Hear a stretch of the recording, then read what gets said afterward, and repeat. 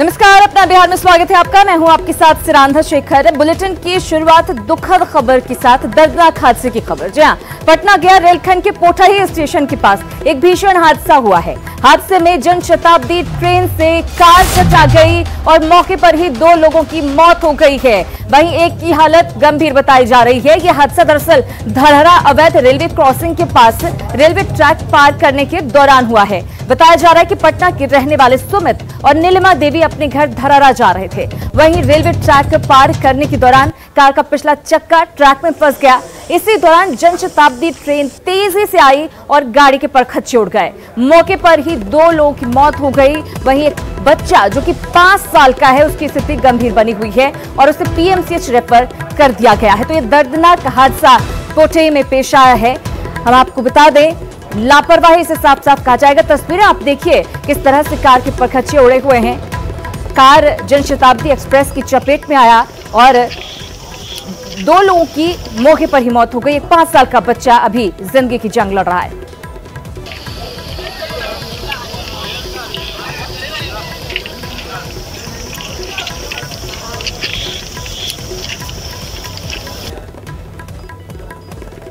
तो हादसे न्योता देकर नहीं आते हैं और हादसों से बचना है तो सबक लेना जरूरी है। पटना गया रेलखंड पर इस भीषण हादसे से सबक लें और रेलवे क्रॉसिंग पार करते वक्त कुछ बातों का ख्याल जरूर रखें। रेलवे क्रॉसिंग पार करते वक्त आप सतर्क रहें। अगर सतर्क रहेंगे तो इस तरह की मुसीबत का सामना नहीं करना पड़ेगा।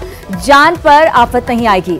अवैध रेलवे क्रॉसिंग पार करने से बचें, क्योंकि वहां पर नियम नहीं है कि आप पार करें। रेलवे क्रॉसिंग पार करते वक्त गाड़ी की खिड़की जरूर खोल दें।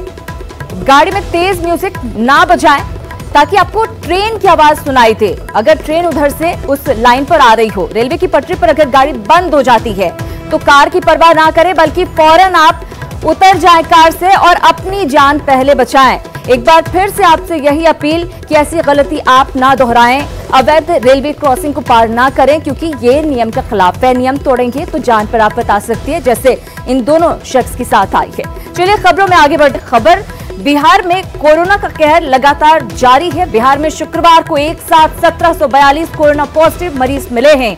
ऐसे में सूबे में कुल कोरोना मरीजों की संख्या 23,300 तक पहुंच चुकी है। यहाँ सबसे ज्यादा सीवान में 122 कोरोना पॉजिटिव मरीज मिले हैं, जबकि नालंदा में 105, पटना में 99, पश्चिम चंपारण में 98, भागलपुर में 63, मुंगेर में 58, नवादा में 47 और रोहतास में 12 कोरोना पॉजिटिव मरीज मिले हैं। तो आंकड़ा काफी तेजी के साथ बढ़ता हुआ अब 23,000 को पार कर चुका है बिहार में कोरोना का आंकड़ा।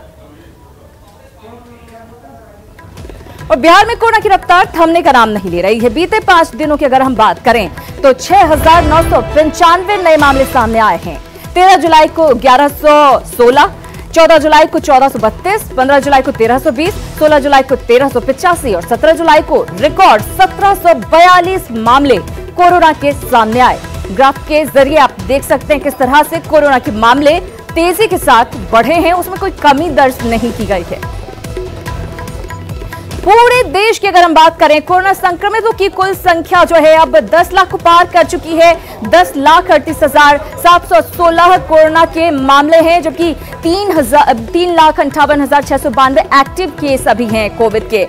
6,53,750 लोग ठीक भी हुए हैं, रिकवर हो चुके हैं। 26,273 लोगों की कोरोना की वजह से मौत हो चुकी है। लेकिन अब कोशिश लगातार यही कि कैसे इस पर लगाम लगाई जा सके। बिहार की बात करें, बिहार में संक्रमितों की कुल संख्या 23,300 है। 8,130 एक्टिव केस हैं। 14,997 लोग कोरोना को अब तक बिहार में मात दे चुके हैं। राज्य में कोरोना से 173 लोगों की अभी तक जान गई है। तो कोरोना के मामले लगातार बढ़ते हुए उस पर कंट्रोल नहीं हो पा रहा है। प्रशासन की तरफ से कोशिश जारी है, सरकार की तरफ से कोशिश जारी है। अब आपकी बारी है कि आप भी जरा सतर्क रहें ताकि कोरोना का स्प्रेड होने से बच सके और इस तरह से जो मामले बढ़ रहे हैं, लोगों की मौत का आंकड़ा भी कम हो और पीड़ितों की संख्या भी कम हो सके। खबरों में फिलहाल आगे बढ़ते हैं।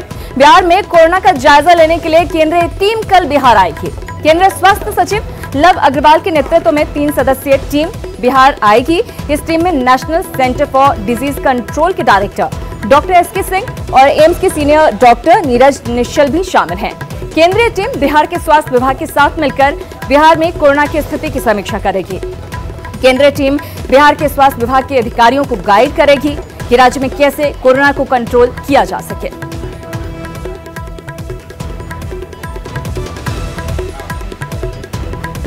और पटना एम्स के नर्सिंग स्टाफ और सफाई कर्मियों ने हड़ताल कर दिया है। हम आपको बता दें, इन लोगों का आरोप है कि उन्हें 2 महीने से सैलरी नहीं मिली है, जबकि कोरोना के खतरे के बीच उन्हें कोविड वार्ड में काम करना पड़ता है। हड़ताली कर्मचारियों की मांग है कि उनकी सैलरी बढ़ाई जाए और कोरोना संक्रमित होने पर उनके और उनके परिवार को एम्स में भर्ती किया जाए। हड़ताल करने वाले करीब 400 लोगों ने पटना एम्स गेट के बाहर अपनी मांगों को लेकर प्रदर्शन किया है। शोषण हम लोग के साथ किया जा रहा है, बताइए इस हिसाब से हम लोग कैसे ड्यूटी करेंगे? 9,000 में घर अपार पोषण हो गया है। आप लोग का सैलरी कितना है और कितना मिलता है? 9,550 रुपया हम लोग का सैलरी मिलता है। ठीक है, 4-5 साल से ये सैलरी है। हर बार बोला जाता है कि आप लोग अगले महीने से वेतन बढ़कर आएगा, अगले महीने से वेतन बढ़कर आएगा, अभी तक वेतन नहीं है।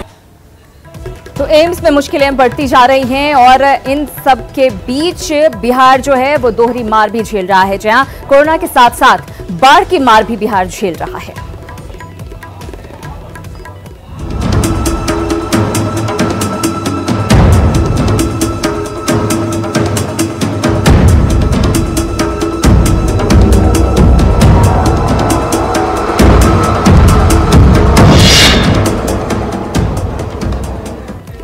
सबसे पहले छपरा की बात करते हैं। यहां पर गंडक नदी का जलस्तर फिलहाल स्थिर है, लेकिन तरैया के दियारा इलाके में पानी अब भी भरा हुआ है। सारण तटबंध के पूर्वी क्षेत्र में बसे अरदेवा, जिमदाहा, सगुनी, श्यामपुर, रजवाड़ा, बनिया, हसनपुर समेत कई गांव बाढ़ से प्रभावित हैं। इन गांव के लोग अपने मवेशियों के साथ सारण तटबंध पर रह रहे हैं। बाढ़ पीड़ितों का कहना है कि अभी तक इनके पास कोई सरकारी मदद नहीं पहुंची है। हालांकि प्रशासन का दावा है कि बाढ़ पीड़ितों की मदद के लिए 5 नावों की व्यवस्था की गई है। पानी घेर ले लो, कोनो उपाय नहीं है। माल आदमी का दिक्कत बा। चारा वाला कहाँ से व्यवस्था करते हैं? चारा ये तनी मनी रखाई बा, भूसा भाती उहे चलत आटे। दिक्कत तो बहुत बा हमरा। राशन फासन के सब के कुछो के सहिता नहीं के, ना मुखिया कुछ देवे के ना हुए के। वहीं गोपालगंज में सत्तरघाट पुल के टूटे हुए अप्रोच पथ से महज आधा किलोमीटर की दूरी पर बसा शीतलपुर गांव पूरी तरह से बाढ़ के पानी में डूब चुका है, जिसके बाद ग्रामीण घर बार छोड़कर सड़क पर रात दिन गुजार रहे हैं। लेकिन अब तक इनकी सुध लेने वाला कोई नहीं पहुंचा है, जिसको लेकर ग्रामीणों में नाराजगी है। शीतलपुर गांव के लोगों से बातचीत की, उनका हाल लिया है न्यूज 18 संवाददाता आनंद अमृतराज ने। इस वक्त हम जो आपको तस्वीर दिखा रहे हैं शीतलपुर गांव की तस्वीर है, और वो गांव है हम ठीक हमारे पीछे जो आप देख रहे हैं वो शीतलपुर गांव है, जो बाढ़ में पूरी तरीके से डूब चुका है। लोग अपने घर को छोड़कर सड़क पे पहुंच गए हैं और किसी तरीके से जीने की कोशिश कर रहे हैं। लेकिन सवाल इनका ऐसा है जिसको सुनकर हम भी हैरान हो गए थे और सरकार को भी ये खबर देखनी चाहिए। कोई राशन उसन मिला है? नहीं क्या मिला, कुछ नहीं मिला है। कुछ ना कपड़ा साधन भेटल बा, कुछ नहीं भेटा है। राशन नहीं मिला है सरकार, कुछ नहीं। हम लोग का राशन नहीं मिला है, हम लोग कुछ नहीं मिलता है। कुछ नहीं के मिला, हमने कुछ नहीं के मिला, कुछ नहीं के मिला। हमनी के घर दुआर साफा गिर गइल बा, दहा गइल बा। हमनी के घर दुआर गिर गइल, दहा गइल। हमनी कुछ मिलल बा, कुछ नहीं के मिला के। ये जा हमनी के मिले के चाहिए, ना तो मार बर्बाद हो गइल साटन की। हमनी के कौनो चीज उपलब्ध होके के चाहिए पर शीतलपुर में। कैसे रह रही है, कैसे रात कैसे कट रहा है? सर यही ना जान के हुई है, बड़ो बिछावना नहीं खे, बड़ बिछावना नहीं है सर, बैठ को हमने दिन काटा। ये हमने आपको इन लोगों की बातें सुना दी। अब हम आपको कोशिश कर रहे हैं दिखाने का कि अब ये लोग रुकते कहाँ हैं रात में। वो तस्वीर देखिए, ऐसे ही प्लास्टिक के छोटे से टेंट बना दिए गए हैं और उसमें किसी तरीके से रात कटती है। इधर एक और तस्वीर देखिए, एक खटिया, एक पन्नी ऊपर से लगा हुआ और एक परिवार ऐसे रह रहा है। ऐसे कितने परिवार यहाँ पे हैं जो शीतलपुर में, जिस गांव के बारे में हम चर्चा कर रहे हैं शीतलपुर, उस गांव में जब बाढ़ का पानी घुसा उसके बाद गांव के लोग बाहर निकल गए और इसी तरीके से जिंदगी जी रहे हैं। लंबी कतार है और सिर्फ टेंट, प्लास्टिक का छोटा सा टेंट बना के, कोई ट्रैक्टर में टेंट ऊपर से लगा दे रहा है या फिर कोई सड़क के किनारे टेंट लगा के किसी तरीके से जिंदगी जीने की कोशिश कर रहा है। तो सवाल यह है कि जिस सत्तरघाट ब्रिज के पहले जो अप्रोच पुल टूटा उसकी चर्चा इतनी ज़्यादा हो गई, तो ठीक उसके बगल में एक पूरा गांव डूबा हुआ है और गांव के लोग सड़क के किनारे आकर किसी तरीके से जिंदगी जी रहे हैं। तो इनका सुध कौन लेगा? क्या चाची, कुछ मिला है खाने पीने का? कुछ नहीं के मिलल केहू का, ना कुछ नहीं मिलल। तो बच्चा लोग को कैसे खिला रही है? दूध कोई बच्चा छोटा बच्चा उसका दूध कहाँ से मिल रहा है? कहाँ दूध मिलता, बिना दूध के रहता बिस्कुट खिया काम चला रहे हैं। ना मिलल बा कुछ हमनी के का कहीं सब मिलना बंद नहीं होगा। यही तो सवाल है सरकार से कि भाई आखिर किसके लिए चल रहा है राहत शिविर, किसके लिए कम्युनिटी किचन चलाया जा रहा है, या सिर्फ फाइलों में या कागजों में चल रहा है कि या फिर इन लोगों के लिए भी चलेगा? क्योंकि ऐसे लोग जो पिछले 4-5 दिनों से पानी में घिरे हुए हैं और इनके सामने खाने के लिए कुछ नहीं, किसी तरीके से जो उन्होंने बचा कर रखा था खाना पीना खा रहा है, लेकिन फिलहाल इनकी स्थिति लगातार खराब होती जा रही है क्योंकि पानी अभी भी नहीं उतरा है। कैमरामैन सुबोध के साथ आनंद अमृतराज, न्यूज़ 18 नेटवर्क, गोपालगंज। तो गोपालगंज के शीतलपुर में भयंकर बाढ़ है, खाने पीने का अभाव है, एकमात्र सहारा बांध है क्योंकि आशियाना भी टूट चुका है। बांध पर अब किसी तरह रह रहे लोग सरकारी मदद का इंतजार कर रहे हैं। दरभंगा की बात करते हैं। दरभंगा के गोपालपुर में जमींदारी बांध टूटने के बाद गांव के लोग रेलवे ट्रैक के किनारे तंबू के सहारे जिंदगी काटने को मजबूर हैं। गोपालपुर के लोगों से बात की है, उनकी हालत का जायजा लिया है न्यूज़ 18 संवाददाता रजनीश कुमार ने। दरभंगा के गोपालपुर में जमींदारी बांध टूट जाने के बाद लोगों पर किस तरह से मुसीबत का पहाड़ टूट पड़ा है आपको हम दिखा रहे हैं। अब लोग करें क्या, घर बार छूट गया है। रेलवे ट्रैक के बगल में देखिए सरकारी जमीन पर ये तंबू गाड़ कर अब यहीं पर 3 महीना गुजर बसर करेंगे। बाल बच्चों के साथ माल मवेशी को लेकर हर कोई पहुंच गए हैं। क्या बच्चे, क्या बूढ़े, क्या महिलाएं, हर कोई हाथ बटा रहे हैं। और देखिए बांस तख्ते से यहीं पर जो है काम चल रहा है क्योंकि रात गुजारना है और धूप से बचना है। जरा हम बात करते हैं कि बांध कहिया टूट गया है? कल रात में 3 बजे में टूट गए। गाँव में पूरा पानी घुस गया? हाँ, पूरा हमारे घर द्वार सब में पानी चली गए। तब ओकरा की तब धिया पुता के रोड पर चले रेलवे लाइन के बगल में तब मचान उचान बाँस ताँस काट के ले लिए या सब चीज करे छियै। एमे बच्चा सबके अपने सब रहे छियै। हाँ, हर साल यह रहे छन। हर साल जब से हम यहाँ पार देली अपना नहीं है। अभी कहाँ से? घर से लिए ना? घर से एलिए तो एते पानी भेल कर करेजा भर पानी हेल के लिए सब चीज डूब गए। हाँ, सब चीज डूब गए, माल जाल सब बाद में है पड़ल। अब की हाथ नहीं हाथ से तो भगवान जाने की कहू। हमरा सबके तो में बोले नहीं अबे है जे बोल सकै छी। की कहू गरीब कोई हाकिम और नहीं लहन पूछैला अभी तक? ना, किछ नहीं पूछल। पानी मिलल कुछ नहीं। कुछ महिलाएं हैं, देखिए छोटे छोटे बच्चे भी हैं यहाँ पर, यानी हर कोई जो है देखिए छोटा सा ये सपनों का घर। ये देखिए हम जरा दिखा रहे हैं, इस बच्ची को देखिए। ये एक संदेश है और एक दर्द जो है आपके सामने में है। इस बच्ची से हम बात भी करेंगे। बाबू क्या बना रही हो तुम? घर बना रहे हैं। हाँ। अच्छा, वो तुम्हारा घर डूब गया? हाँ सर। तो क्या इसी घर में रहोगी? नहीं सर। सब कुछ डूब गया तुम्हारा? यहीं रहोगी? हाँ। क्या नाम है तुम्हारा? ज्योति कुमारी। स्कूल जाती थी? हाँ सर। अच्छा, तब यहीं पढ़ाई करोगी? हाँ। किताब कॉपी लाई हो? नहीं। क्या हुआ किताब कॉपी? घर ही है। घर पर ही है। बच्चा या डूब गया? बच्चे। देखिए ज्योति है नाम? हाँ। ज्योति है। और देखिए कि ज्योति कोशिश कर रही है सड़क किनारे ही ज्योति जलाने की, क्योंकि जो घर डूब गया है उसके बाद अब रहने के लिए घर नहीं है।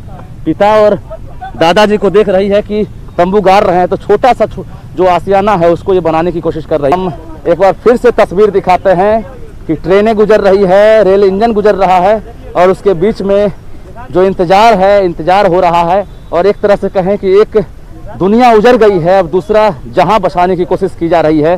फिर से 3 महीने का इंतजार होगा। 3 महीने के बाद जाएंगे, डूबे हुए आशियाना को फिर से सूखने के बाद नया मकान खड़ा करेंगे। फिर अगले साल यही कहर होता है। यानी ये सिलसिला बदस्तूर जारी है।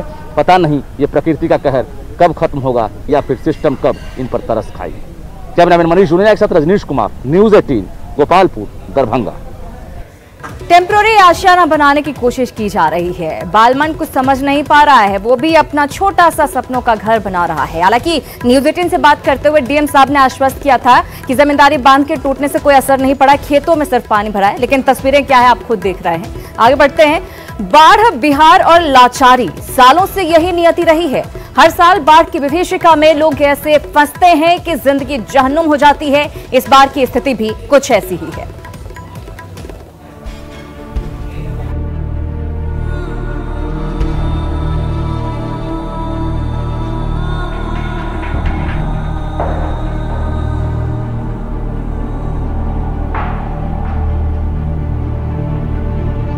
जगह जमीन कुछ नहीं खे हमरा तो जीवन जब तक कुछ नहीं न मांग चाह के बाबू लोग के केहू नहीं खे हमरा।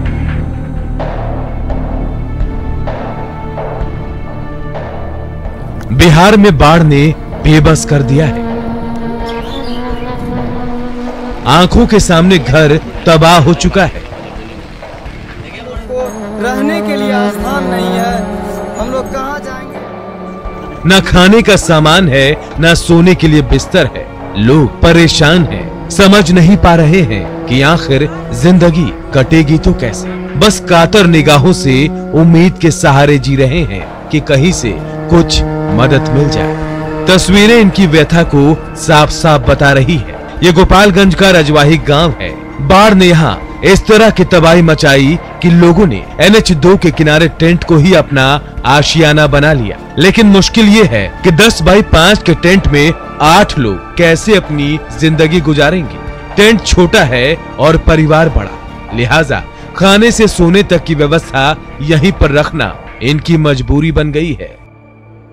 यही मैं ये तनल बा 500 के पल्ली मंगावी है। अच्छा, ये पल्ली भी आप लोग अपने ही पैसा से कर दे? सरकार की तरफ से कोई कुछ नहीं दिया? ना एक इनके मंगन परसों का कहले अब यही बानी सही पर एगो लड़का गिर गल पानी में तो उठा के तब वही से बांधा पर आनी। अच्छा, मतलब एकाएक पानी घुस गया था तो फिर जान बचाने के लिए भागे? पानी हो गए तो इसी हड़बड़ी में सब सामान भी छूट गया होगा घर पे? हाँ। बेबसी सिर्फ यही नहीं है। गोपालगंज के शीतलपुर की हालत तो और भी खराब है। शीतलपुर में न्यूज़ 18 की टीम को एक ऐसा ही परिवार मिल गया। गांव का नाम है शीतलपुर। जब हम इस गांव में पहुंचे तो हमें जानकारी मिली कि भाई गांव में पानी बहुत ज्यादा हो गया है। घर को लोग छोड़ कर किसी सुरक्षित स्थान पे चले गए रहने के लिए। लेकिन एक परिवार ऐसा है जिसको समझ नहीं आ रहा है कि वो क्या करें, क्योंकि इस परिवार के सामने ऐसा संकट है जिसकी तस्वीर जब आप देखेंगे तो आप ही सोचने पर मजबूर हो जाएंगे। सविता देवी नाम है इनका, इस महिला का। इनके गोद में एक बच्चा है जो 6 महीने का है और इसके शरीर पर एक भी कपड़ा नहीं है। मौसम लगातार बदल रहा है, गर्मी ठंडा गर्मी ठंडा। एक और इसकी बच्ची है, वो भी ठीक से देख नहीं पाती है। सविता जी, खाना पीना कुछ मिल रहा है? ना कुछ मिला है। कुछ नहीं मिला है, हमें तो किराए पर दिलम बनी, कुछ नहीं खर्ची, कुछ नहीं खेती। तो कैसे बच्चा को खिलाती हैं? वही चाटा उटा के केहू समझ मांग चांग के खियाई ले। हम जगह जमीन कुछ नहीं खे हमरा तो जीवन जब तक कुछ नहीं खे न मांग चांग के बाबू लोग के। ये दर्द की इंतहा है। हर साल की यही नियति है। अब बस उम्मीदों का सहारा है कि काश कोई इनकी गुहार को सुन ले और परिवार की मदद कर दे। गोपालगंज से न्यूज़ 18 के लिए आनंद अमृतराज की रिपोर्ट।